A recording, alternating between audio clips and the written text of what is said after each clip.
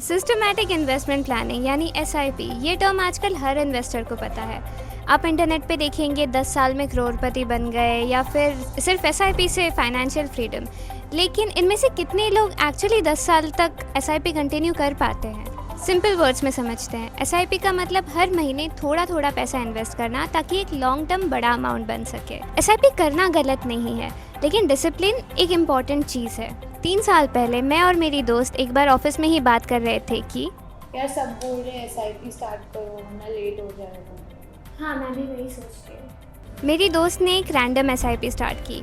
Google searches पे पता चला कि 5 साल से ये फंड टॉप कर रहा है। मैंने SIP स्टार्ट की एक रजिस्टर्ड इन्वेस्टमेंट एडवाइज़र के साथ, जिसने मुझसे पूछा कि 5 से 7 साल बाद पैसा चाहिए किस लिए। मुझे 6 साल के बाद नए घर के लिए पैसा चाहिए और मुझे पेरेंट्स के लिए सेफ्टी बैकअप भी बनाना था। फिर उन्होंने मुझे मेरे गोल के हिसाब से एग्जैक्ट इन्वेस्टमेंट अमाउंट बताया और उस दिन मेरे SIP को एक रीज़न मिल गया। अमाउंट भी सेम था लेकिन अप्रोच अलग। 3 महीने बाद एक बड़ा मार्केट क्रैश हुआ। व्हाट्सएप, ट्विटर, फेसबुक, हर जगह पैनिक। यार मेरा पोर्टफोलियो तो पूरा रेड हो गया है, क्या करूँ? अरे टेंशन मत ले, लॉन्ग टर्म है, कंटिन्यू रख। इसी टाइम पे मैंने अपने एडवाइज़र से बात की और मेरा पैनिक ख़त्म हो गया।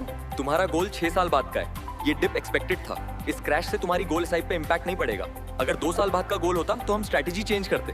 कुछ महीने बाद मेरी दोस्त ने अपनी SIP बंद कर दी। लॉस की वजह से नहीं, कन्फ्यूजन की वजह से। उसे पता ही नहीं था कि मैं SIP कर ही क्यों रही हूँ, कुछ समझ तो आ नहीं रहा है। मेरी SIP चलती रही क्योंकि मुझे पता था कि मेरा पैसा किस चीज़ के लिए जा रहा है। और इसी टाइम मेरी दोस्त को रियलाइज़ हुआ प्रॉब्लम मार्केट नहीं था, प्रॉब्लम ये थी कि मेरे पास कंटिन्यू करने का रीज़न ही नहीं था। तब मुझे एक चीज़ रियलाइज़ हुई कि नॉर्मल SIP में फोकस फंड पे होता है। तुम एक बेस्ट परफॉर्मर लॉजिक फॉलो करते हो और हर इन्वेस्टमेंट के पीछे कमीशन इन्वॉल्व होता है और पैनिक के टाइम सिर्फ होप होती है।